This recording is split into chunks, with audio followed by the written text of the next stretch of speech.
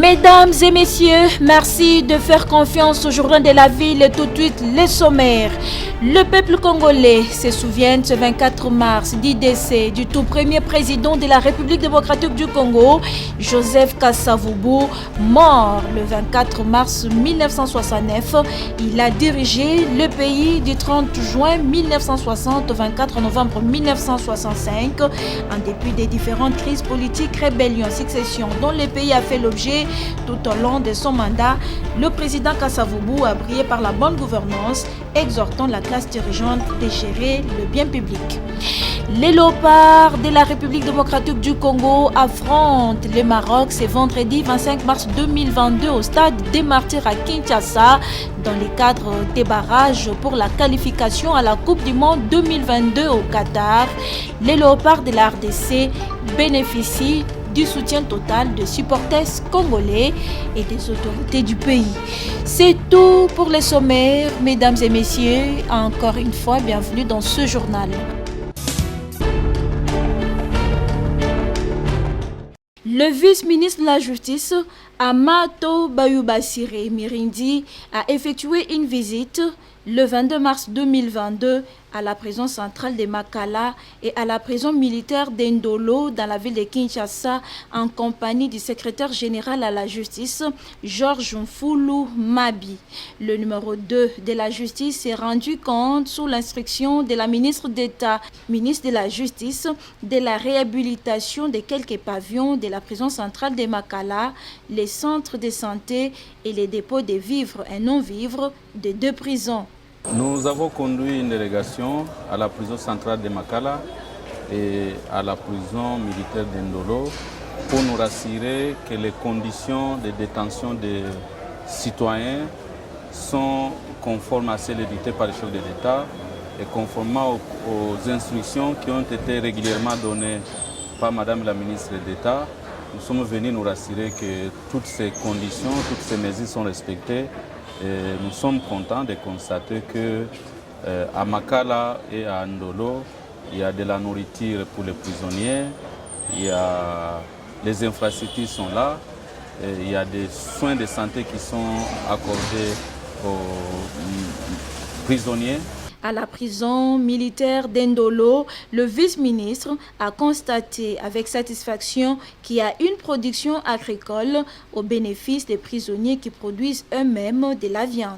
Dans l'ensemble, c'est une satisfaction parce que la volonté du président de la République, la volonté du Premier ministre, c'est d'améliorer encore davantage les conditions de détention de nos citoyens qui sont privés de liberté.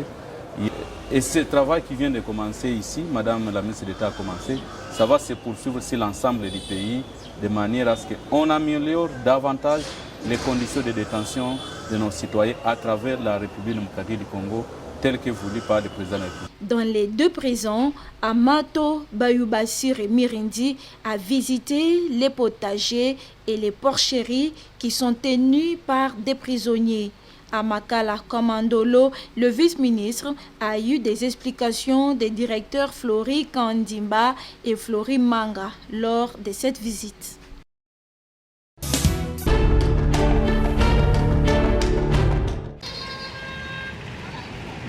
Pour faire suite au lancement de campagne de sensibilisation de l'impôt foncier grande échéance 2022, lancé officiellement par le gouverneur de la ville-province de Kinshasa, Gentini Ngobila, la semaine dernière, les agents de la direction générale de recettes de Kinshasa, DGRK, accompagnés du directeur des recouvrements, étaient sur terrain le mercredi 23 mars 2022 pour sensibiliser les assujettis à pouvoir payer l'impôt, mais aussi les informer des innovations concernant cet exercice de paye.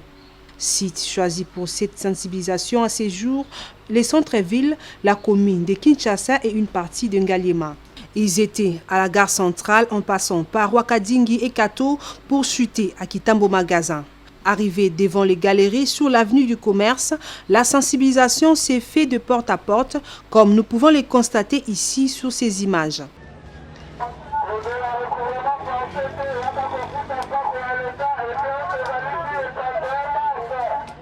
Et les assujettis se sont montrés contents, voire même compréhensifs, et les autres se disent prêts à payer l'impôt pour contribuer au développement de la ville-province de Kinshasa. Hervé Ngiboué, directeur de recouvrement à la DGRK, est revenu ici sur les bien fondés de cet exercice. Pour faire suite au lancement qui a été fait par le gouverneur de la ville, nous, avec certains agents de la DGRK, nous sommes descendus sur terrain, notamment ici sur l'avenue du Commerce, pour mener cette campagne de sensibilisation. Parce que l'échéance finit le 31 mars de ce mois-ci. Alors nous voulons à ce que les assujettis soient au courant pour qu'ils puissent payer leurs impôts avant le 31 mars, au risque de se voir coller des pénalités. Il a en outre parlé des innovations. Il y a eu aussi des innovations pour qu'on puisse les informer des innovations qu'il y a eu, notamment en ce qui concerne l'impôt foncier. Les galeries commerciales, ce qu'on appelle des complexes commerciaux, ont vu leur taux être modifié. C'est pourquoi on était en train de les sensibiliser pour qu'ils puissent connaître maintenant comment on va fixer leur impôt par rapport à la superficie, notamment ceux qui sont ici auprès de l'avenue du Commerce. Ils vont payer par mètre carré, 3,5 $ par mètre carré. Le paiement des impôts, ça ne se donne pas entre les mains des agents de la DGRK. Il faut aller payer à la banque. On a innové également aujourd'hui au sein de la DGRK. Nous avons ce qu'on appelle la télédéclaration et puis les e-paiements, le paiement en ligne. Vous pouvez faire votre déclaration en ligne. Une fois que vous avez déclaré, vous pouvez payer directement en ligne. Vous n'avez même pas besoin de vous déplacer pour venir à la DGRK. Après cette campagne qui prendra fin jusqu'au 31 mars, viendra ce qu'on appelle recouvrement forcé et il sera suivi avec des pénalités, insiste cette direction de recettes. Rappelons par ailleurs que cette campagne est pour payer l'impôt foncier, la retenue locative et l'impôt sur les revenus locatifs.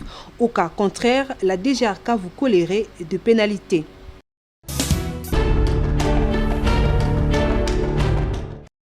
Après les 48 heures données au gouvernement congolais, précisément au ministre des Finances, pour payer les droits des agents et cadres des régies financières, à savoir la DGI, DGDA, DGRAD, l'intersyndicale des régies financières a fait une évaluation ce mercredi 23 mars 2022, tout en précisant que sur les 2 mois d'arriéré, à savoir janvier et février, ainsi que différentes primes, le gouvernement n'a payé qu'un seul mois de janvier aux mobilisateurs des recettes, précise Fidel Kiyangi Matangila, président de l'intersyndicale des régies financières. Nous avons donné 48 heures au gouvernement pour payer les 2 mois de rétrocession aux régies financières, janvier et février, la prime spécifique accordée par le ministre et du budget et celui des finances, la plus-value des régies de 2020-2021 et aussi la prime spéciale accordée de façon libérale par le ministre des Finances. 48 heures après, nous avons constaté que le gouvernement a libéré la rétrocession du mois de janvier. Sur toutes les revendications, il n'y a que ce mois de janvier qui a été libéré. Cependant, l'intersyndicale de régies financières demande au ministre des Finances, Nicolas Kazadi, de la recevoir dans 72 heures. Tout en remerciant le gouvernement d'avoir répondu favorablement en payant le mois de janvier, nous demandons au ministre des Finances de recevoir l'intersyndicale dans les 72 heures afin que nous puissions mettre en place une feuille de route pouvant dire comment les autres droits seront libérés. Passé 72 heures, si nous ne sommes pas reçus par le ministre des Finances, l'intersyndicale se verra obligé de descendre dans son cabinet afin de se faire recevoir. Et si à ce niveau-là, rien n'est fait, un sit-in de tous les agents de régie financière sera organisé, convoqué à la primature. C'est un dossier à suivre.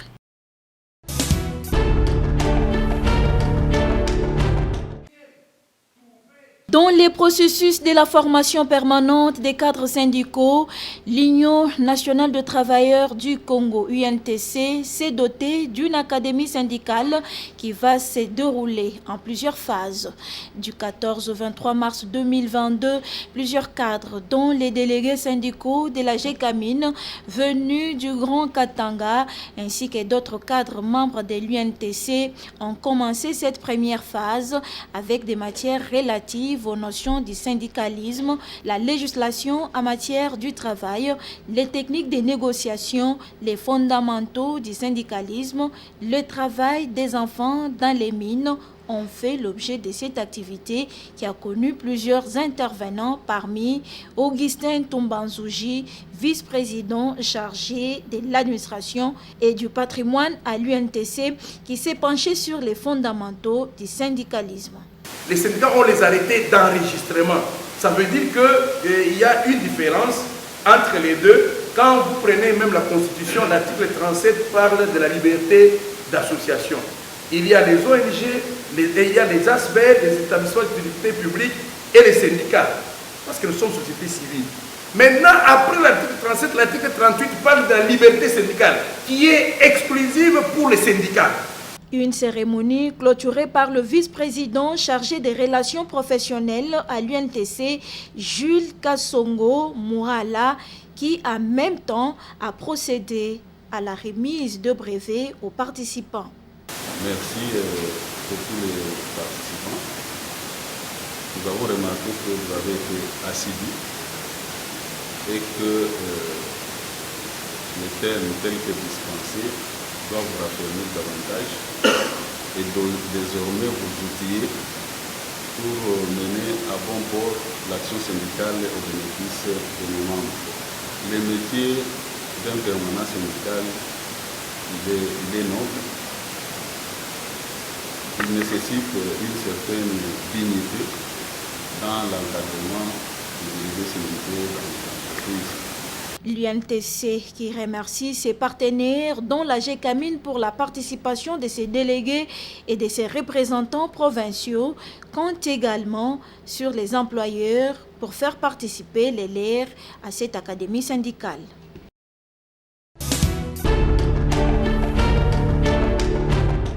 Devant la presse mercredi 23 mars 2022, le professeur Jean-Jacques Mouyembe a brossé la situation épidémiologique Covid-19 en République démocratique du Congo, tout en précisant qu'il s'observe une accalmie. Moins de 20 cas de personnes sont touchées par la Covid-19 par semaine et nous devons toujours être vigilants, rappelle le coordonnateur du secrétariat technique de la riposte contre la Covid-19. Partout, à Kinshasa et en province, c'est la calmie totale. Et donc, de temps en temps, il y a quelques cas qui apparaissent à gauche, à droite, mais d'une façon générale, c'est vraiment calme. Nous avons moins de 20 cas par semaine, donc ce qui veut dire que la situation est tout à fait, disons, maîtrisée et c'est calme. Cette accalmie ne veut pas dire que la Covid-19 est terminée. Nous devons toujours continuer à respecter les gestes barrières. Nous devons être vigilants. La lutte contre la Covid-19 nécessite l'implication de tous et le relâchement dans le respect des gestes barrières constatés ces derniers temps doit nous interpeller tous. Nous sommes infectés la plupart du temps par les voyageurs qui viennent, n'est-ce pas, de l'Europe. Continuez au moins à respecter les gestes barrières et également se faire vacciner. Nous conseillons également, n'est-ce pas, les différents secteurs tels que donc, les transports, l'éducation et même dans les petits commerces en ville, qu'on continue toujours à garder ce système de lavage des mains et qu'on insiste toujours pour les travailleurs de porter les masques. Mais est-ce que la guerre ukrainienne a eu de l'impact sur la Covid-19? Interrogé à ce sujet, le professeur Mouyembe dit non.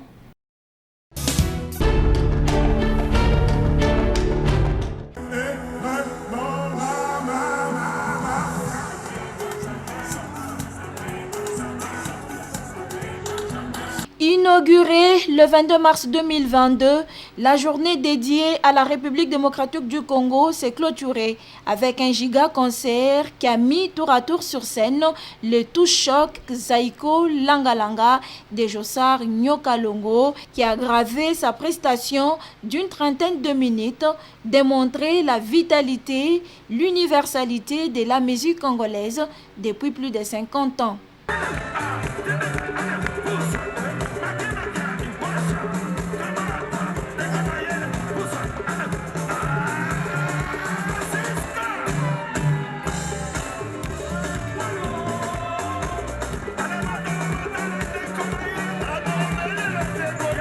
Les tours de Jibem Piana d'éprouver l'effectivité de la tendance de la rumba congolaise après l'ère Zaiko.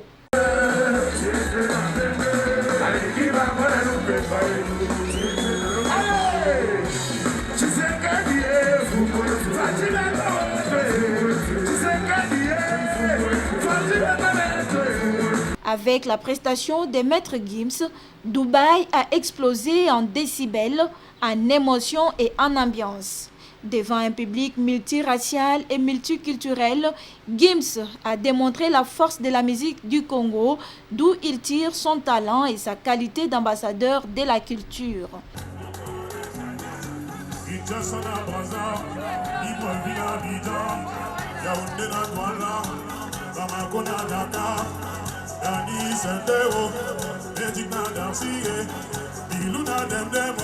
À la fin de sa prestation, l'artiste est allé, accompagné de son père Juna Dianana, saluer le couple présidentiel et lui a remis ses disques de diamants ainsi que sa montre, question d'immortaliser ces moments. Les spectacles se clôturaient par la prestation du jeune prodige congolais Inosbi qui a assuré à travers ses mélodies.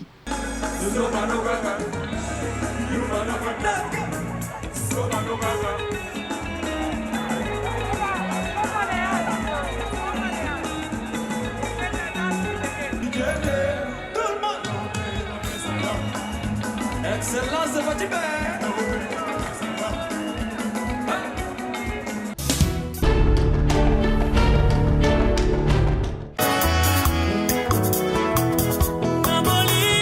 L'honorable Néné Mayassi André, chef coutumier du groupement Bouma dans la commune de Lancélé, a la profonde douleur d'annoncer aux amis et connaissances la mort de sa petite sœur, bébé Mayassi. Décès survenu le samedi 19 mars 2022 des suites d'une courte maladie. Le programme des obsèques se présente comme suit. Vendredi 25 mars 2022, les vœux du corps de la morgue de l'hôpital général des références de Ndjili pour une inhumation au cimetière familial à Bouma. Dans l'entretemps, les obsèques se déroulent à la résidence familiale à Bouma, dans la commune de Lancélé. Ces communiqués tient lieu de faire part.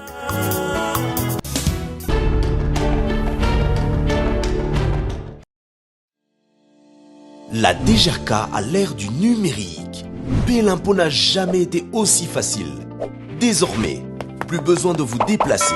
Où que vous soyez, payez vos impôts en ligne 24 heures sur 24. En toute sécurité et en un clic, au moyen de l'application web de télédéclaration et de télépaiement iDGRK. À partir de votre smartphone, tablette ou ordinateur, rendez-vous sur www.e-dgrk.com. Cliquez sur le bouton e-déclaration. Ensuite, renseignez les données ou les informations afin d'accéder à la plateforme et effectuer vos déclarations et vos paiements en ligne. Attention! Impôt foncier et impôt sur le revenu locatif exercice 2022 au plus tard, ce 31 mars 2022. Aucune parcelle de Kinshasa sans paiement de l'impôt foncier. Ensemble, construisons notre ville en payant l'impôt. Message de la Direction générale des recettes de Kinshasa.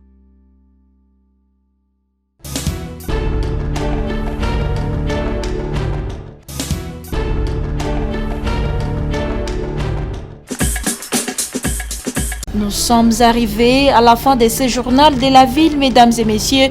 Merci de l'avoir suivi. Le prochain rendez-vous est fixé pour ce vendredi. Et d'ici là, portez-vous bien.